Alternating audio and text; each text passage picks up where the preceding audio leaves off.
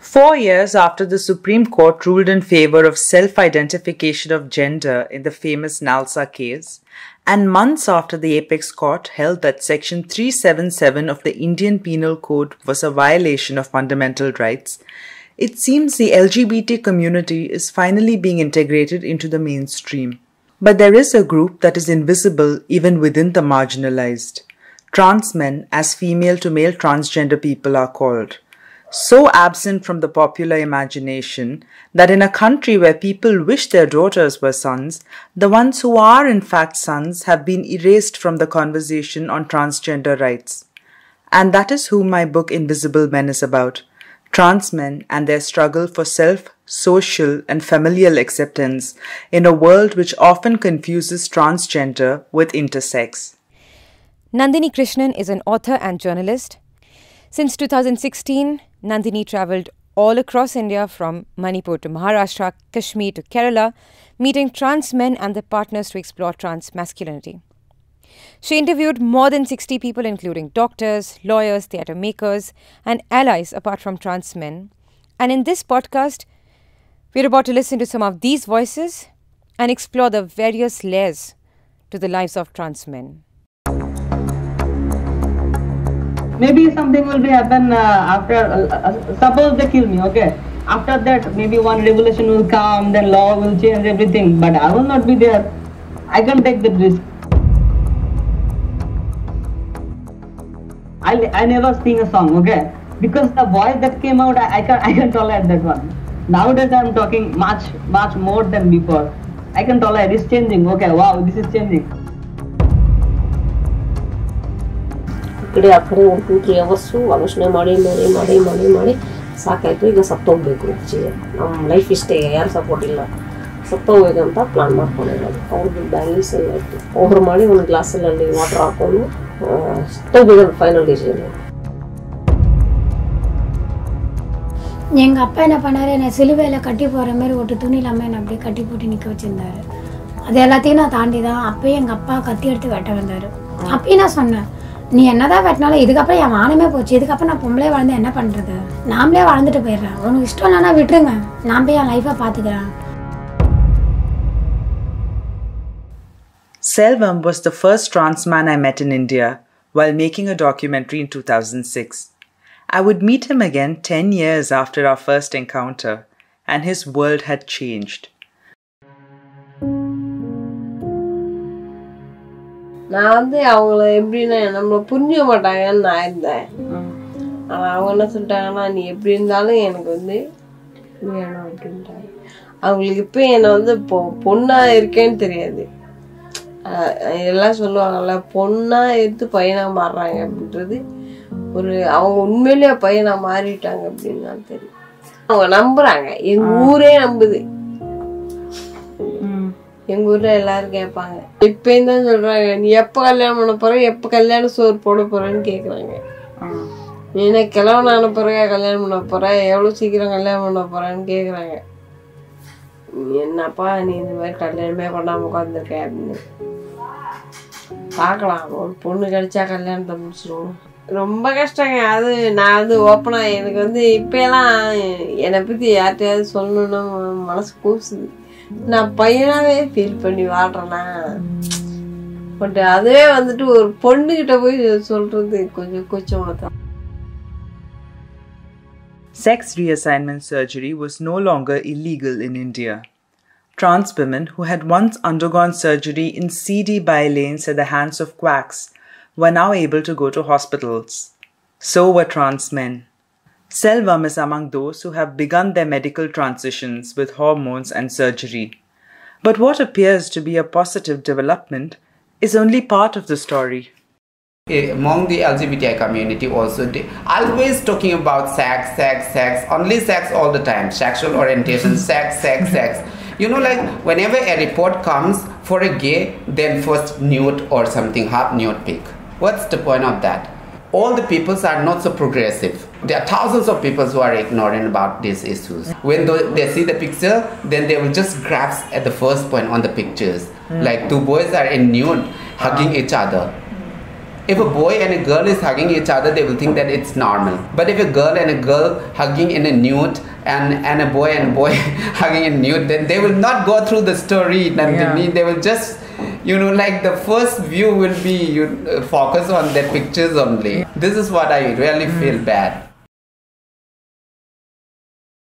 The trans woman whom I interviewed in Imphal, Santa Kurai of Amana, was speaking of the many problems trans people face. The sensationalized media reportage, which focuses on surgery and before-after pictures and stories. She felt there was a void, a vacuum into which accounts of everyday problems disappeared, starting with acceptance within one's own family. நான் பிறந்தவுடன் என்னை ஒரு பெண்ணாய் அடையாளப்படுத்தியது இந்த உலகம். பட்டாடை உடுத்தி அழகு பார்த்தாள் என் அன்னை. உனக்கெதற்கு கார் பொம்மை, பிடி பல்லாங்குழி பெட்டி என்றான் அண்ணன். வீட்டில் கடைக்குட்டி பெண் என்று பாசம் பொழிந்தார் அப்பா. இத்தனைக்கும் நடுவில் என்னை என்னவாக அடையாளப்படுத்துவதென்று குழப்பத்தில் நான்.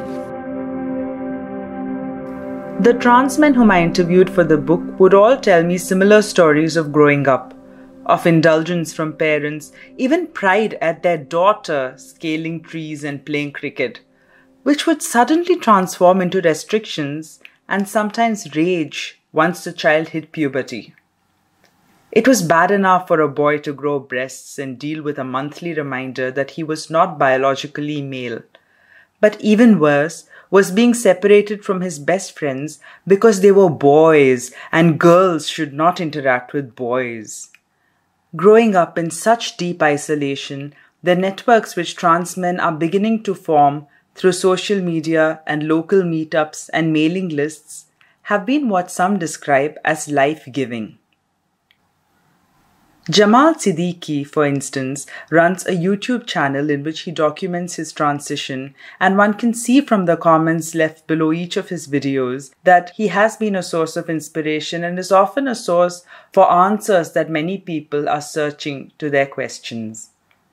But even these networks are not exempt from popular prejudices, both about surgery and about sexual orientation. I would hear of a trans man, trans woman couple from Manipur who had fled the state because they had faced so much hate from within their own communities. In reality, like what people think, before they go deeply into their gender identity, they just focus on their genital part. Because community just emphasize on that. This is focus on that. Like a girl should have a vagina, a boy should have the community may still consider that I'm a girl with a dick. That's how other trans women see towards trans men. Yeah. They're a boy with a vagina. So it's like, they just keep aside the emotion and then the, the bondings which is developing between the two partners. Yeah. It's not all about sex. They called each other Jan and Tutu. They were both trans men, but that's not all they had in common. They had been in the same school. Tutu was the star of all elocution contests, representing the school in debates, extempore, block and tackle, and shipwreck. Jan played cricket. They had lost touch after school, moved cities and countries, and happened to run into each other at a pride parade in 2014. Tutu would tell me he had liked Jan since school. Jan had liked Tutu as well, but had assumed the latter did not know him. When they met, decades later, they exchanged numbers and decided to catch up. One thing led to another. At first it seemed so wrong to me, Jan said, because I was in touch with this NGO and everyone was into girls, girls, girls. I was never into girls. And I thought, what is wrong with me because I like boys, but I'm also a boy, but then I have this body. Tutu identifies as pansexual. You won't find a lot of trans guys saying this, but I'm attracted to all genders, he said. I guess it's always been more about the person. Initially, we were open about it, like we were part of these various trans guy networks in the city where we stayed, and we introduced each other to our circles. Then I began sensing that this was causing some shock, but also something almost like offense, as if we were mocking the cause, whatever the it is. Their point of view is it's not as if they think we don't have a right or anything, Jan cut in.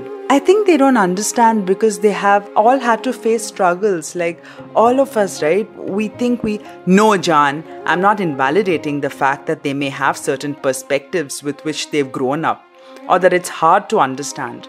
But this heteronormative bullshit is what all of us have been fighting against. And then suddenly they subscribe to it. It's f***ed up. But it's not exactly their fault, John said. It is exactly their fault. How can you be fighting for rights on the one hand and calling people bigots and then being bigots yourself? Tutu slammed his hand on the table. I want to be able to tell people we are a couple. I want to be able to hold his hand and walk. I want to be able to put my arm around his shoulders and not be all brother, dude, friend, man about it. You know? I want to be able to do this. And he spontaneously kissed John on the lips and not be judged for it by my own f***ing community. Perhaps the only way to fight prejudice is awareness. And awareness of trans men is so poor that the Transgender Protection of Rights Bill 2016, until a recent amendment, did not even mention trans men and classified all trans and intersex people as eunuchs. The invisibility of trans men in the media, in law, in life also affects their families. They believe their child is an aberration and a unique one. Given that the child has the biological organs and functions of a woman, this makes him uniquely vulnerable. Poet and cab driver Charu Priyan, a Bangalore-based trans man, told me how he and his partner Gayatri had been forcibly separated after school and married off to cis men. எனக்கு ஹஸ்பண்டுக்கு ரொம்ப லைஃப்பில் problem. என்னால் அவர்கிட்ட என்ன சொல்கிறது, ஒரு நல்ல ஒய்ஃபை நடந்துக்க முடியல. ஏன்னா என் மைண்டில் இருக்க மைண்ட் செட் வேறு. எனக்கு என்னென்னா அந்த டைம்லலாம் அவர் கூட ஃபர்ஸ்ட் நைட்டு இதெல்லாம் எதுவுமே நடக்கலை. பட் அவரு என்கிட்ட அந்த மோட்டிவேஷனில் வரும்போதெல்லாம் எனக்கு என்னென்னா, நான் என்ன ஒரு மேலாக திங்க் பண்ணும்போது இன்னொரு மேல் கூட போய் எப்படி பண்ண முடியும், அது இவங்களுக்கு தெரியாது இல்லையா. அவங்க மேலேயும் தப்பு இல்லை, அவங்களுக்கு தெரியாது என் ஜெண்டர் என்னன்ட்டு. பட் காயத்ரி எப்பயுமே என்னை உங்கள்கிட்ட ஒரு ஆன்மீத்தனம் இருக்குலாம் சொல்லி அந்த ஒரு மேலுங்கிற இது எனக்கு இன்னும் ஸ்ட்ராங்காக இருந்தது. ஸோ எப்படி இவங்க கூட போய் பண்ண முடியும்னு. அப்புறமா அது என்னாச்சு, நாளுக்கு நாள் ரொம்ப ஃபோர்ஸபிள் ஆகி கடைசியில் ப்ராப்ளமும் ஆயிடுச்சு. அதாவது எங்கள் ஹஸ்பண்டோட அம்மா இருக்காங்க இல்லையா, அவங்கக்கிட்ட போய் டைரெக்டாக இவர் பாரு, அவள் நைட்டில் இந்த மாதிரிலாம் நடந்துக்க மாட்டேங்கிறாங்க அப்படி இப்படின்னு சொல்லி, அப்புறம் எங்கள் வீட்டுக்கு தெரிஞ்சு வீட்டில் ஒரு சின்ன பஞ்சாயத்து மாதிரி வச்சு, ஏன் இந்த மாதிரி ஒய்ஃபாக நடந்துக்க மாட்டேங்கிறியாமா அப்படி இப்படிலாம் கொஸ்டின் பண்ணாங்க. அப்புறமா ரொம்ப ஃபோர்ஸபிள் ஆச்சு இந்த விஷயம். ரேப்புன்னு தான் சொல்லணும் அந்த நைட்டெல்லாம். அப்புறமா கன்சீவ் ஆகிட்டேன் நான். தாலி என்ற அங்கீகாரத்துடன் கலாச்சாரத்தின் அனுமதி பெற்று என்னை அணுவாக கற்பழிப்பு செய்யப்பட்டது. இதற்கு உங்கள் சட்டத்தில் இடம் உண்டா? பெற்றோர்களே, திருமணம் என்பது அவரவர்களின் விருப்பம். நீங்கள் பெற்றுவிட்டீர்கள் என்பதற்காக எங்களை விற்றுவிடாதீர்கள்.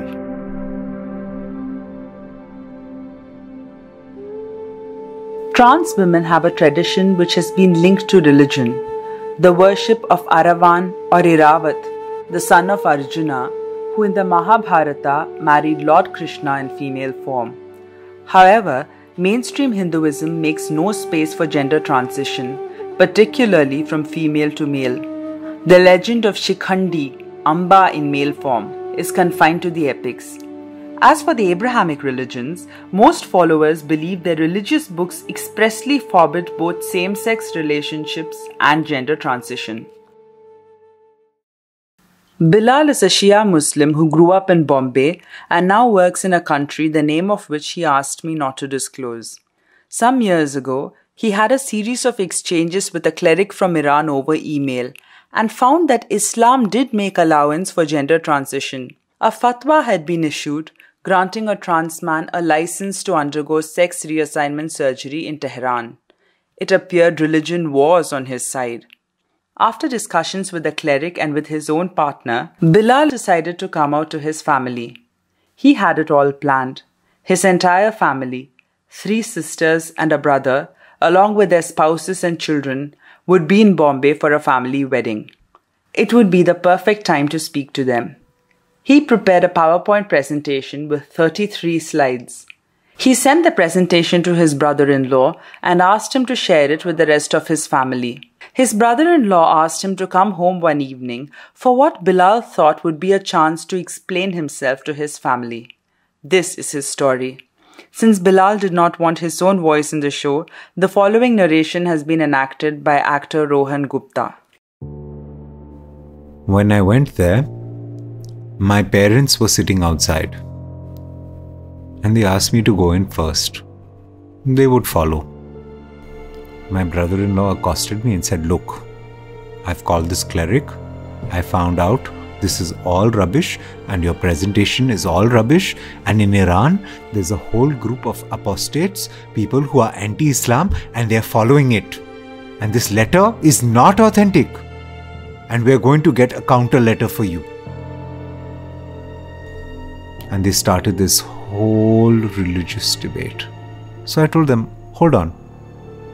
Why are you moving on to the whole religious debate? First, hear me as a human being. I don't have the right to represent myself? Do I have the right to talk as a human being first? No, this is all religious. It's all related to religion. It's haram. So you cannot even talk about it. I said, tomorrow, if I go and murder somebody, then you'll ask me, no, why did you murder that person? You'll tell me it's haram. You'll not see my face. You'll give me a chance to talk to you, right? Give me a chance. Think that. Think that I've committed a crime and give me a chance to explain. No. The answer is no. Then after 10 minutes of my brother-in-law shouting at me, my parents come into the room. And my parents come with a Quran, which they've kept in front of me. And they say, now, put your hand on the Quran and swear by it that you will never do anything like this. You will never change your gender. Swear by the Quran. Swear by the Quran. I said, I'm not swearing by the Quran or anything. All I can say is, I will never do anything that will harm your presence in society. I will try and protect your kids. This is all I can promise you. And on that day, I made the decision that I'm not going back to my family to explain anything again. I will start my journey and I will live. Rejected by natal families and even forced to run away from home to escape marriage to cis men, young trans men often find themselves without resources or support and vulnerable to exploitation. The activist Abhina Aher recently posted an account of a 17-year-old trans man who had left Bangalore for Delhi and got in touch with a helpline for trans people. But the law mandates that child services must be contacted, and the children's helpline arrived with the police. Abhina recounted that the police spoke disparagingly to the activists, accusing them of acting as pimps for the runaway. By law, the trans man will, in all likelihood, be escorted by police back to the home from which he had run away. This vulnerability is often overcome by a shield of extreme masculinity, even toxic masculinity. And the victims of this are a group that is even more invisible than trans men, their partners. The only cis woman partner who would speak to me about this on record was Gayatri. We were at a lunch where other cis women partners of trans men were listening to us, but they would not join the conversation. Issue clear ஆகணும் இல்லையா, அது மாதிரி நான் எடுத்துட்டு போறேன். நிறைய friends எல்லாம் பார்த்தீங்கன்னா அவங்க பார்ட்னர் விட்டு கொடுக்கவே மாட்டாங்க.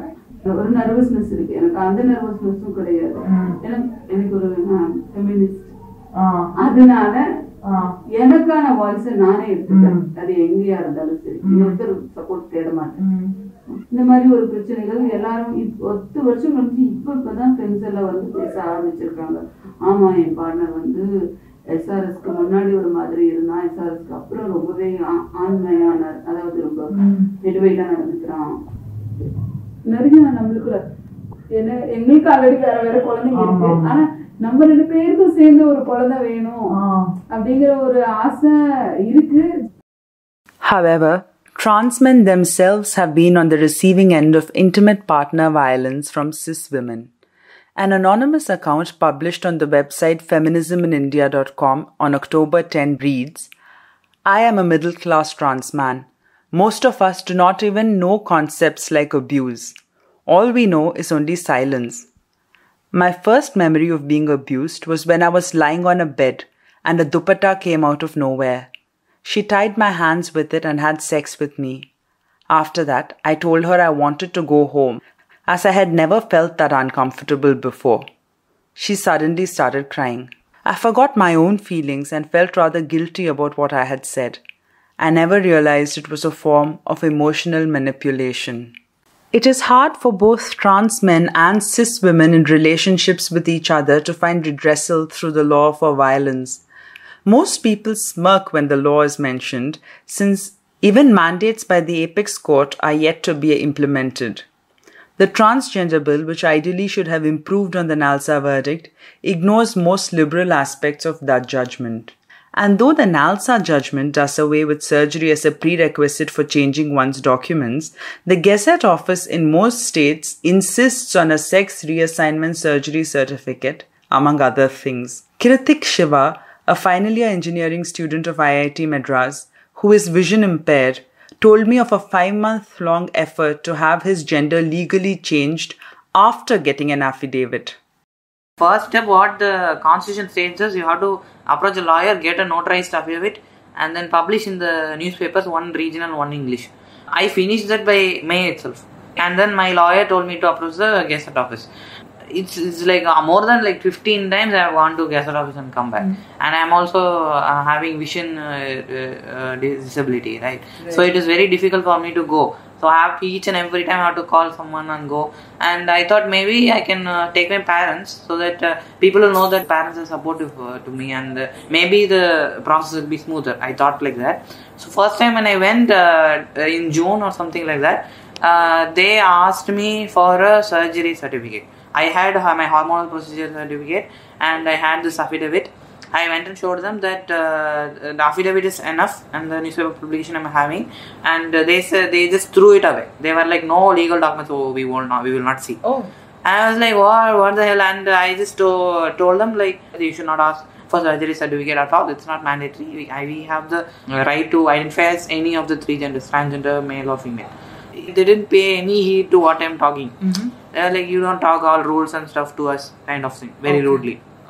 My dad was there the first time when we went, so he also spoke. He was like, what can we do? And the superintendent was saying basically like, we need a certificate. You do surgery or not, that is not our issue. We just need a certificate from a government surgeon, that too only from government surgeon. And my dad was like, are you saying you can get a duplicate certificate? The superintendent was like, yeah, he's just acknowledging it, but not openly. Indirectly, he's just giving an idea or something. And I said, no, I'm not doing it. I'm going through process legally.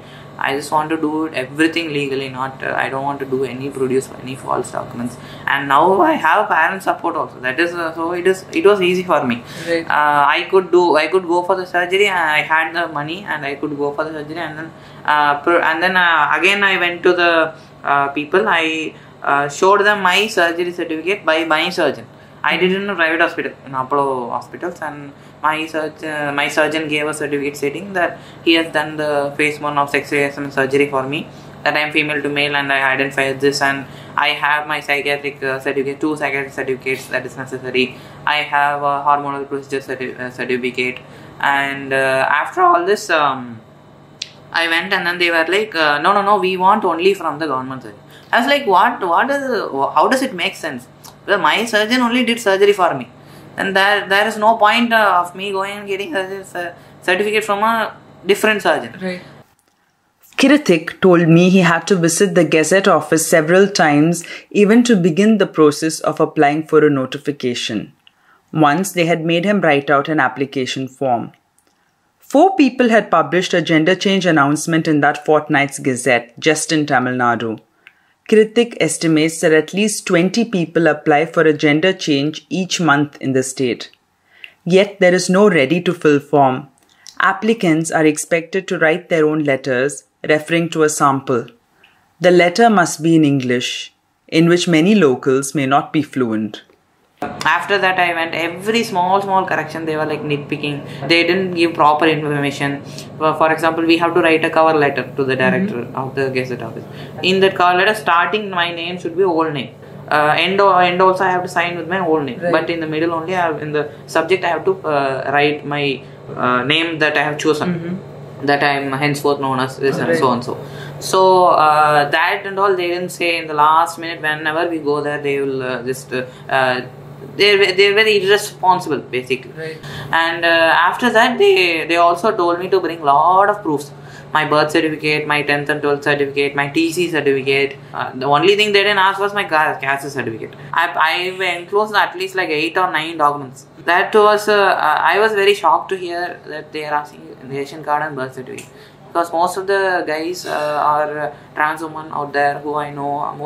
Most of the people come out of their homes and they don't have support from their parents. And when they're running away, they not all can get their documents and run away and stuff. We all run away because we are in some kind of trouble and we are in a difficult position. Kirithik said he was asked to make multiple trips to the Gazette office to correct minor errors in his application. Eventually, he felt he was being given the runaround from spite and decided to approach an NGO which works with rights for sexual minorities. When the representatives asked why they were being asked for surgery certificates despite the NALSA ruling, the officials said they had not got a government order saying it was not needed. On that day also I noticed this thing, because this person from Tholi organization came, the person who was accepting my application, she had some small change in the application. Usually she will make me go and write it and come back, like type it and come back. But this time she just took the whitener and just corrected it, and I was like so shocked. Thank goodness. They were just going on scrutinizing every paper, wailing away time, took like half an hour or something. Even for terrorists, I don't know if they make these many checkings. It was like very bad, and like the way they were dealing with us also was not very respectful. Like they never made eye contact and talked to us. Kirithik's application was finally accepted and the notification was published in the Gazette. But now he's having trouble changing his Aadhaar card. I went and spoke to another office, and the other person didn't know that such thing existed. They were asking me to provide some other document which has my new name, my official name. Because I don't know, because in UIDA website it is clearly set like you can produce a Gazette notification.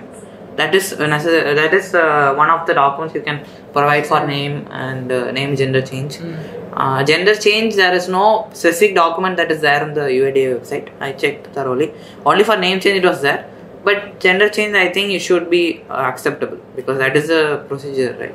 So I am really hoping they will understand, and the other people won't make any more things bad. But I don't know. We should see. So I don't know how it's going to go. A trans man I interviewed for the book told me he had got so tired of going to the Gazette office only to be sent back with rejections that he bribed a tout to get a fake birth certificate. The trans man lives in Bombay. They sent me all my documents home, he said. Name change, gender change, everything. Thankfully, I was born in 1986, when you had handwritten records. So I paid this guy rupees 15,000 and said, please give me this record and backdate it. And then I applied for a new passport. Then I went to the Aadhaar center and got my certificate with my new name and gender. Then you get your PAN card sorted according to your Aadhaar. Once your papers are sorted, that's most of the problems solved, because everywhere that's what they want. Could I mention all this in my book? Please do, he said. And send your book to the Human Resources Development Ministry also. Let them know how irritating their system is. Let them know what all we have to do to just live. And living is not easy. Nearly every trans man I interviewed would confess to having attempted suicide, or at least having suicidal thoughts. I heard stories of triumph too from trans men. Aryan Pasha, a bodybuilder who intends to compete in cis-male competitions. Kiran, who won a Karnataka state government award for his work with disability rights. cinematographer Satya Rai Nagpal, who has a national award and Filmfare award to his name, Sai Ram, who works in the Tamil Nadu police. Trans men are breaking glass ceilings, but they are often broken too by a society that relies on homogeneity, where cisgender heterosexuality is the norm. Every year on November 20, the Transgender Day of Remembrance is observed to pay tribute to those who have died of unnatural causes: suicide, homicide, medical negligence. And every year, there are new names on the list.